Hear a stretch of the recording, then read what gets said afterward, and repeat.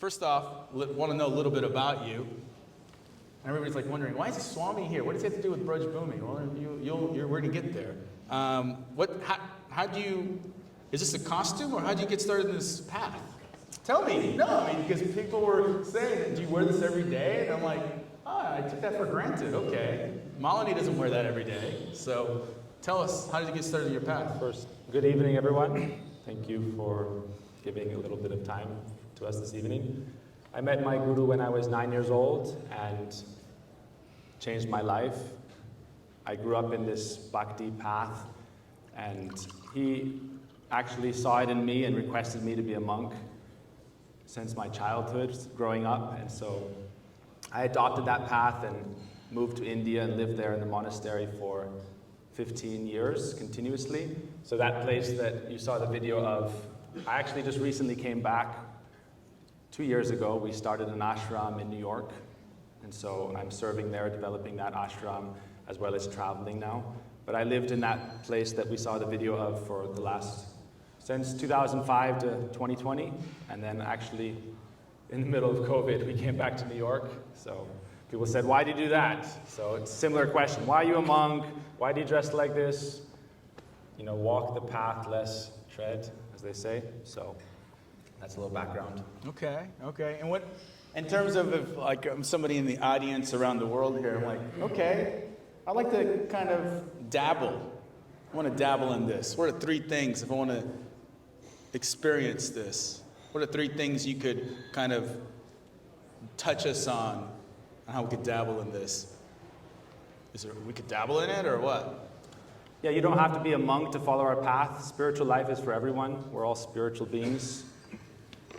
And there are a lot of demands to our time. We have to provide for ourselves and our families, but we should also provide for our spiritual development. I would give three things. Just like in life, we think about career and what we want to do and we focus time on it. So I would say in spiritual life, it's the same thing. You should identify your goal. When you're growing up, people say, what do you want to be when you grow up?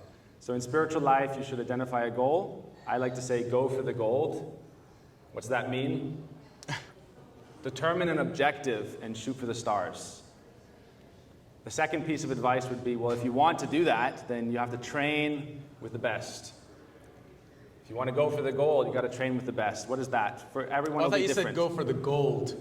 Go for the gold. I did say it. Oh, you did say it. I'm like gold or gold?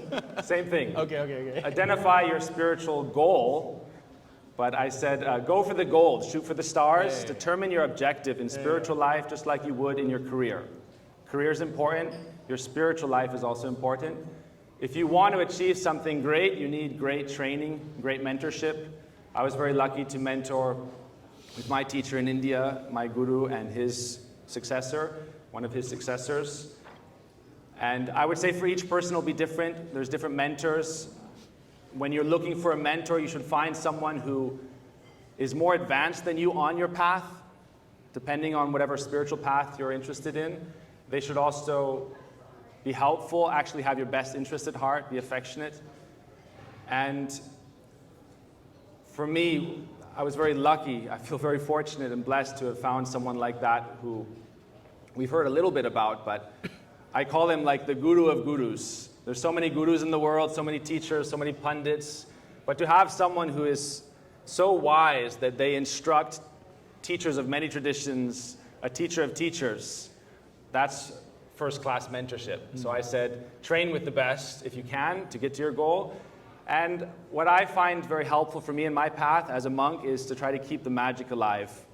And so for me, that's about finding your passion, your dharma, you could say, if everyone heard of dharma, means your way, your path, and try to keep the magic and lot alive. What's that mean? Your time is always going to be pulled in many directions. So time management doesn't mean doing more, it means often doing less and focusing on creating value in what you do. And that means focused effort. I tell people it's not about doing work, it's getting work done. And there's a big difference. I help run our mission. We have ashrams around the world. And there's lots of people who can do work. But to get work done, that's something that people like Charles and all of you would understand, I believe, being here. So that's a little, I like it. So goal. go for the gold. Go for the gold. Find good friends, actually, really, because your mentors. I mean, I'm over here, what, once a week, twice a week over here in San Francisco and then everywhere else. And I'm always seeking good mentors, friends. And I find actually here many of you in different ways, if it's Lisa or Frank or Bobby or Keith, my partners over here, they also guide me, right? So guidance and then find your way. And I thought about that, I thought about like samurai, like find your way. So in terms of, well, those are Charles's kind of mentors, but what about you? I want to go specific into you. Who do you find your inspiration from, and what are the qualities of that person or those people? So going back to the idea of training with the best, having spiritual mentorship, you can find teachers in any tradition. I was very lucky, again, I feel our teacher, he's someone whose life is his teaching. And I think that's quite rare. They say don't meet your heroes. You've heard that? Don't meet your heroes. I was fortunate to serve and live with my heroes for 15 years and to see them living every day the values that we teach. I think that's so essential. And what I find in those personalities is that they're always engaged in caring service to others, not just giving a lofty teaching. It's very easy to give an idealistic teaching. We're souls, we should realize God, realize ourselves, whatever it may be. But if you're not living those values yourself, then you're just a cheater, not a teacher. It's an anagram for itself. And so to see that life of dedication, like I said, my teacher is like a guru of gurus, but himself, every day he's cooking, all this video you saw, all that food is being prepared by my teacher, who's the guru of gurus. And yet he himself is every day cooking with his own hands for the last 40 years. And so people think, oh, is he a cook? No. He's also giving classes twice a day. He wakes up. Someone asked me recently his schedule. They were a guru in another organization. A big guru in an organization said, tell me about this teacher. I heard about him. What's his schedule? I said, well, he goes to bed about 11, wakes up about 2, starts his mantras, chanting, meditation for 2-3 hours, does a sacred pilgrimage. Then he comes back, gives a lecture. Then he does a sacred chant. Then he's cooking for thousands of people. Then he's meeting and speaking with people because people want to meet him from all over. So he gives a few hours of his day just to talking with people, then does more meditation, sleeps half an hour sometime in the afternoon, and then again is busy cooking in the evening time and then giving a talk. And it's every day for the last 45 years of his life. So that's why I say his life is his teaching. And it's for us here, it's very interesting because he has no bank account, no money, none of this is going to him even. But it's managed by his students who have learned to live a life of service because of his example. There's many gurus in the world who give you a teaching and then you go and give the teaching, but to have someone who's living the example of service to everyone, that's one of the highest forms of service. Now, living an example, though, and how do you find then inspiration and how it manifests, like if it's an art, creativity, innovation, inspiration from that? So living an example, like cooking, that's hard work, okay? Speaking and studying like a mendicant, like a monk, that's hard work. It seems a little dry. So how do you find inspiration and creativity from that engagement? Those are the qualities. Have you heard of karma yoga? There's different kinds of yoga. One is called karma yoga. It means the work in action. But that's dry, like he said. So bhakti yoga means the path of devotion and love. That's why I mentioned early morning, evening, midday, he's practicing a devotional path, which is naturally full of sweetness. It's beautiful. It's very, for us, even romantic in a sense of our devotion to God it's a beautiful path. Romantic in the sense of the Enlightenment, the poets, that form. And so it's very nourishing, and we also have that. So I would say a spiritual practice is very important. Karma yoga is great, but for yourself, having some time for a spiritual practice, so that's something that we've learned from him. To actually, I would say there's no one I've ever met who has as steady of a practice. And some people do a practice out of like a forceful, kind of like an exercise. You go to the gym, you have your practice. But for him, it's a path of attraction. You're doing it because you want to do it. To not do it would be almost painful. So we've learned that from him. I like romantic. I love romantic, right? For me, it's interesting because as a It's monk, people interesting say, you "Oh, say you're a that. monk." No, I know, Are you that's what I'm renouncing thinking. And I'm anything? looking at this image behind you, and I'm like, that's pretty exotic and romantic. And then here you are, celibate monk your whole life. You completely committed your life to this. And then the teacher, your teacher, who happens to be my teacher too, he's committed his whole life. But it's romantic, so it's not dry. So in terms of the quality, what are the core qualities then? Because I got gold, I got teacher, find my way, then I execute, I find my teacher, I got the teacher who has the good qualities, but what are those qualities in him that's inspiring and driving, that's colorful, really? I would say also reflecting back on us in this room, because we all have different qualities, but we all, in the Gita, Krishna says, do your duty or your dharma. So we all have different qualifications in work. So we should do them, but also do them as an offering of love and service. So that's the idea of charity, is a certain amount of our, whatever is coming to us through our karma or through our destiny, we should give something back. And so one of the qualities of my teacher that I really admire is, they say a great teacher is like the sun. He gives power to everyone. He's not selfish. When you think of the sun, he's giving us energy. He's empowering us. So a great teacher empowers. So for me, I draw a lot of inspiration from that idea of he's training, he's inspiring, and he's empowering. And we see that in our mission, where it's a lot of youth engaged because they're being empowered and encouraged constantly. So the sun is empowering. The other thing the sun does is that the sun takes charity. How? He collects the water. But any charity that's given, it's purified, so our work is purified. We're all engaged in different kinds of work in business. Sometimes they say you can't make an omelet without breaking a few eggs. So the idea is business, sometimes you get your hands dirty. But the sun purifies that action, and then it gives it back. So this is a quality of a real teacher, is that they don't take it for themselves, they're giving it back. So the sun takes the water and gives it back. Okay. So that's something I've seen.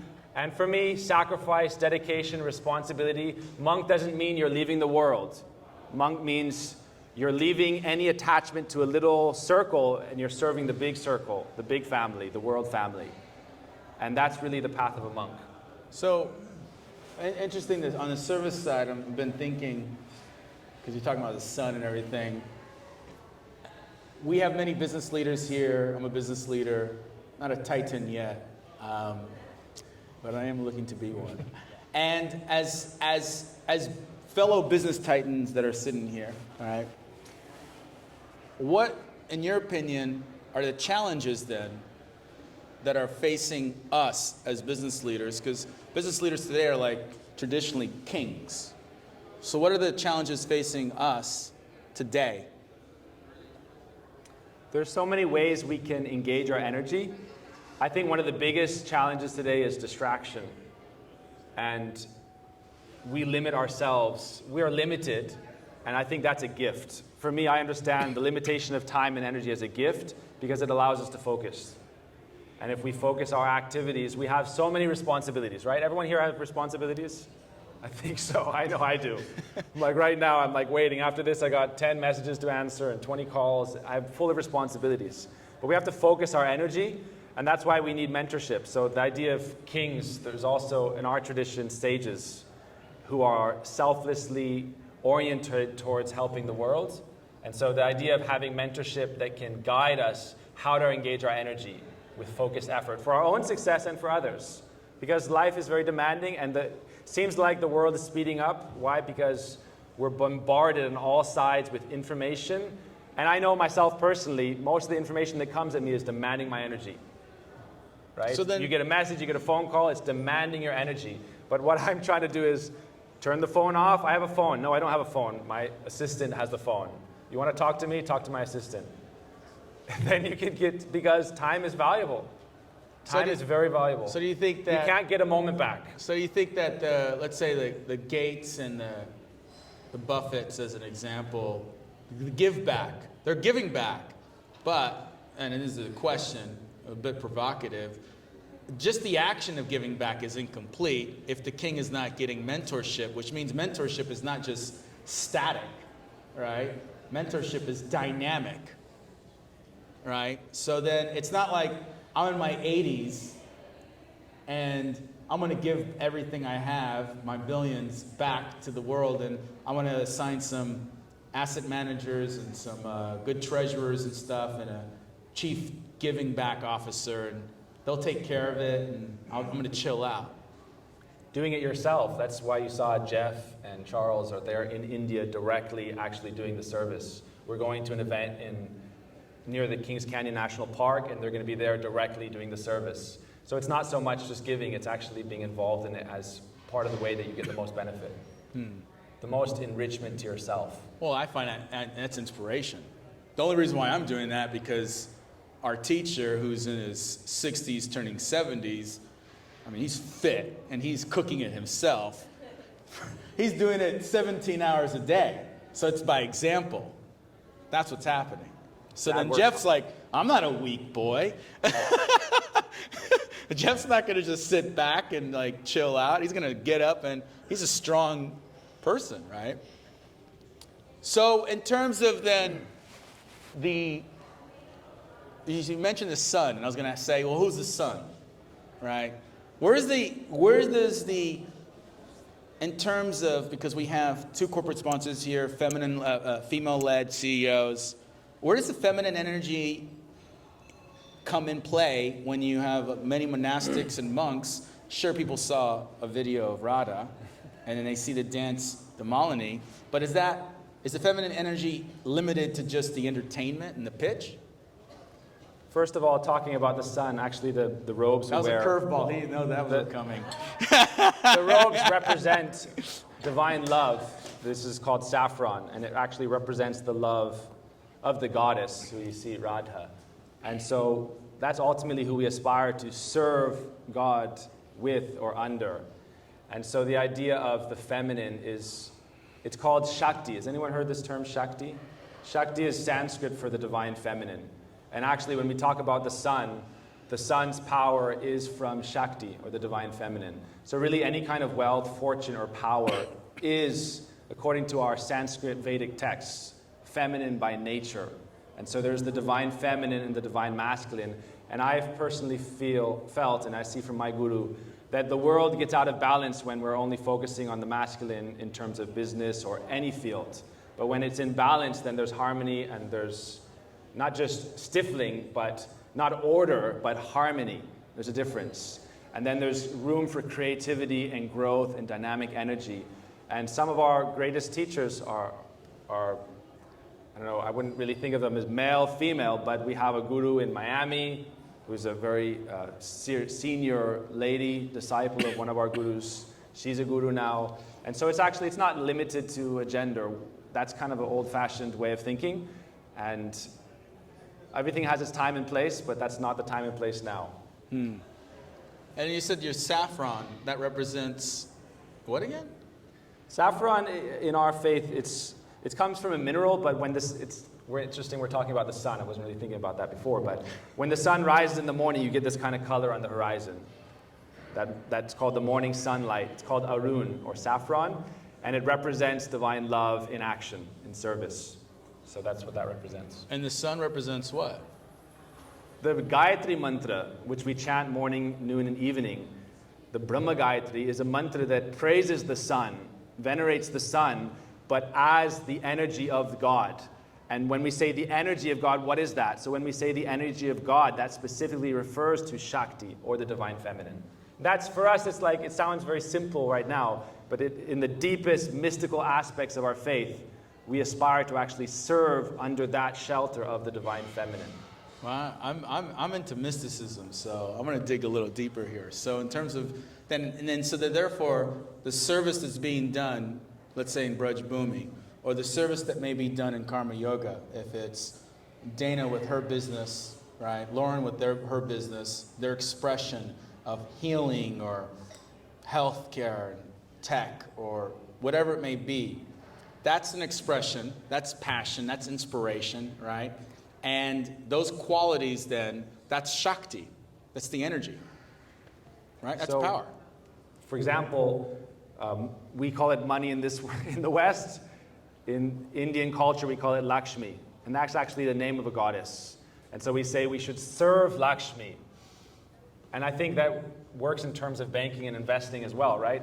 They say, one thing about Lakshmi, which is very interesting, they say money that sits isn't happy. It should be engaged. And so Lakshmi actually likes to be active because she likes to be engaged in service. So wealth that's not engaged in service, whether it's providing a service to consumers or customers or performing a service to the world, if it's static, people think, oh, right, if you're wealthy, then what are you doing? You're just sitting on your money, it's on your bank. And that is what causes inflation. It's just static. So we say we don't want to be static, we want to be ecstatic. Ecstatic, that's right. So that's why it's very interesting. They say, our guru says this, because the moment he receives something, he spends it. He doesn't have a bank balance. His bank balance is the work he does, the service he does. That's the balance. That's why we call it punya, which means pious merit. And it helps you become more affluent. The more you give, that's the idea of the sun. You're giving power to others, you're receiving power. Some of the core values of our mission, we say, empower people, serve people, care for people. I think a lot of organizations and institutions get it backwards. You think of people as the means to the end. A lot of businesses, a lot of employers think people should get these results from our company. But in our mission, we think of it completely the opposite. If you care for the people, they'll care for the mission. If you don't care for the people, it's just a transaction. There's no love. Without love, what results are you going to get? They're just cold and dry. So I say we put people before projects, individuals before institutions. And if you do that, we call it servant leadership, you can get 10x, 20x, 1,000x because there's no limit, because you're giving people the opportunity to engage their genius, and if they care about it, then they'll do it.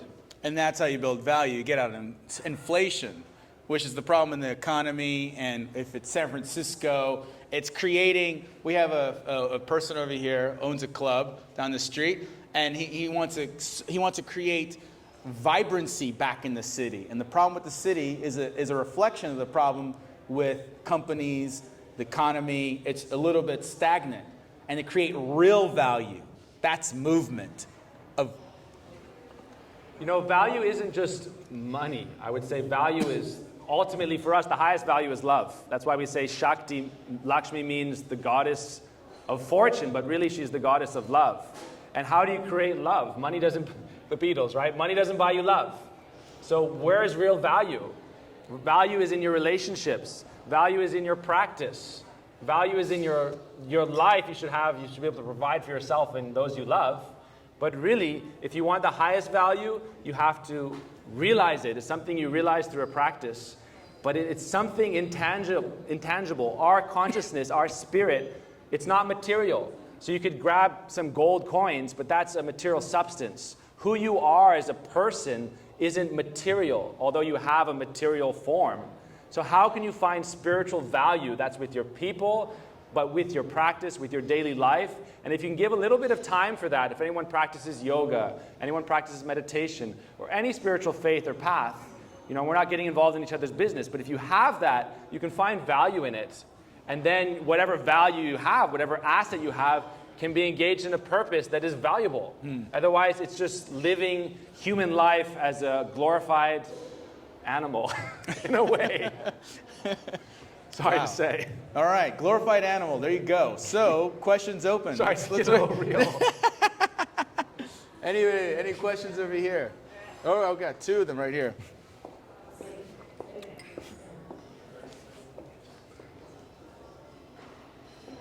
Huh? What a great. Right there, it's on, man. It's on. It's great. It's on. I lost half my hair. I know. Thanks for your service. I mean, Mike over here, he's a real estate mogul in San Francisco, hush, but he's done a lot of service for the United States, special forces. It was a privilege to do that. I spent a lot of time in India, in 97 other countries, and poverty is reality.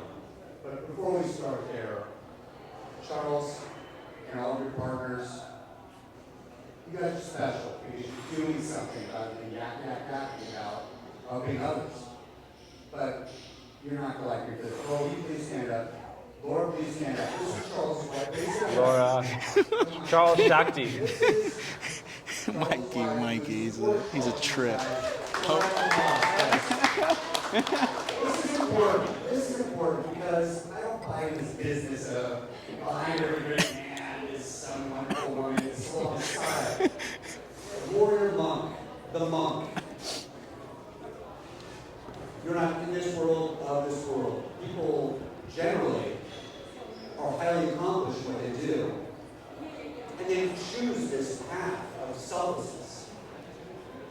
What I do about monks in all the countries I've visited is that not just charity and love and teaching being executed and passed on, but skills. So I'd like you to speak to what you're passing on in terms of skills is, rather than just the rudimentary, perhaps overrated ways of education as the solution to lift yourself out of poverty, specifically caste system. What are you all doing to elevate people to bring skills? So as Amelia said, we're not just feeding people, we're teaching them how to feed themselves.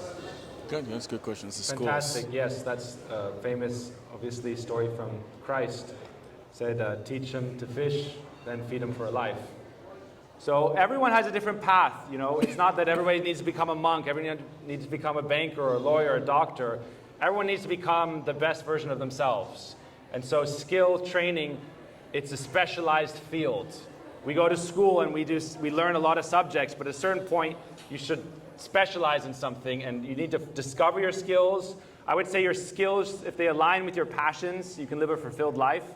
So once you identify the skills you're interested in, find mentorship or study, and then get in the field of action. Back in the day, we had apprenticeship. There was vocational training. I know I've had that fortune. I didn't just come out of a box, okay, here I am. Come out of a box Swami. I lived this path for the majority, my entire adult life actually. I just came back 2 years ago. But even since I was 9 years old, I was going back and forth from India. And I've spent more time in the monastery than out. And now I live in the monastery in New York when I'm not traveling. So I'm practicing the skills I'm trying to hone. And that doesn't, so for me it's one thing, but for each of us it's going to be different. And so that's why I was talking about distraction. Our time is the most valuable asset. Whatever assets we have, the most valuable is our time. And so utilizing that wisely, that would be the best way to increase our capacity with our skills. And you pass that on to the kids. To the kids. Yes, so we do, for example, we do, The schools, okay. yeah. Showing you the pictures of the school, so. Yeah. So we have a school in India, and we also have schools here in California. We're doing a kids camp. Malini, who you saw, she does kids camps for the last 12 years, teaching spiritual education. I also summer do that camps, in yeah. New York. So there's summer camps, but also in addition to that, there's the village schools that you saw that we were visiting, and we support the many schools surrounding the villages in Brudge, which I'd like to know what Brudge means, and Bhumi. And basically, those schools have been around for decades, and some of them are all-girls schools because there's hardships specifically with the girls in terms of them being married off. So then some of them are some of them are co-ed. And co-ed or all girls, they've been placed all the way to career placement, these schools. Okay, so that's about the schools. Laura wants to say something. Here. I am not a speaker, but I do want to say about this point is Take the mic, take the mic. and these families they don't even exist on paper. That's how poor they are. Like their families, these girls would never have a chance. These girls would never have a chance. So literally picking them up out of poverty, literally picking them up off the street, and talk about life skills. So even if they can just learn how to read, they will pull their families out of poverty. So talk to that point. Literally in real time, in a few years, we've seen it. We just got back from India on Thanksgiving, so that was our kids in those pictures, serving, handing out in the schools. Literally, you can see several years later how well they're doing, like getting these actual skills. And it's our spiritual teacher, Rasikananda, that is organizing and like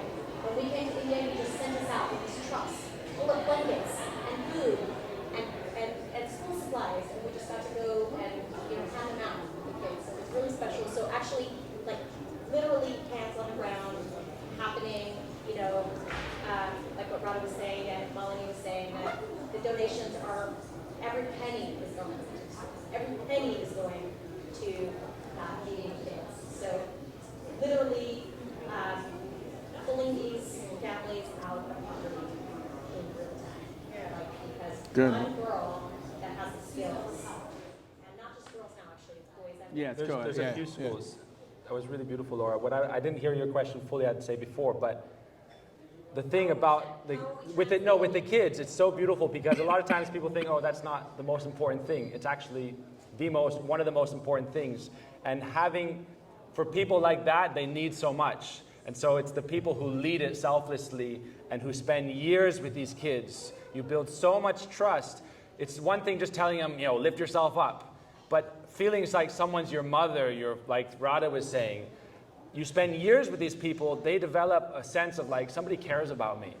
I think that's one of the most important things because there's so much trauma and suffering and it's just like neglect.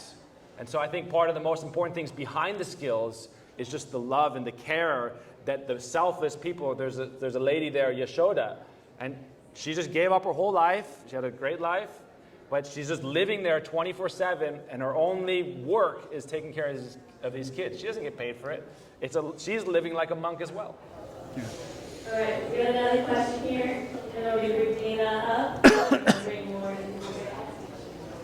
Alright, so this is like more of a softball question. I'm great at picking, but it's nice hearing. talk really loud. Can you speak a little more to, this is a new manner of dress for me, can you speak a little more to the way you tie things, what you're carrying there on your... The can you dunda. just dive into the symbolism and why it's what it is? I noticed, headgear or not. Anyway, I'm just very curious as to, is this the way you dress all the time? Is this only in public wearing that? Anyway, if you could just dive into that. Really. Sure. So it's not a prerequisite for someone who follows Bhakti Yoga, which is what I practice, but I'm a monk Swami, and so this is called, it's a staff, but it's called the staff of, actually it's called punishment. It's to train or discipline. It's the staff of discipline, danda. And it means we should discipline our body, mind, and words to not commit harm to anyone, and also to discipline ourselves to service. Being a monk doesn't mean we're taking service from others, it means we're giving service. So this is a reminder. There's a lot of mysticism and symbolism and rituals that go into it, and that's a detailed conversation, but it is something I wear every day, yes. It's my attire, and everything has symbology. This is, I don't know if you've heard, chakras, and there's different meridian points, and you can activate those. We do it, there's a lot of rituals, but the deeper essence behind it is the mystical part, and so you don't have to do it. You don't have to wear the markings, but because I'm a Swami in the order, this is something that's gone back many thousands of years. So it's kind of adopted in the West recently, but we're participating in an ancient lineage. It's not some newfound speculative idea. It's something that I can say, okay, here's our lineage going back thousands and thousands of years. So I'm following that tradition with honor and respect for it. Thank you. Thank you for all your There's one question here. bring Dana up here. I don't think we're running out of time. 2 minutes?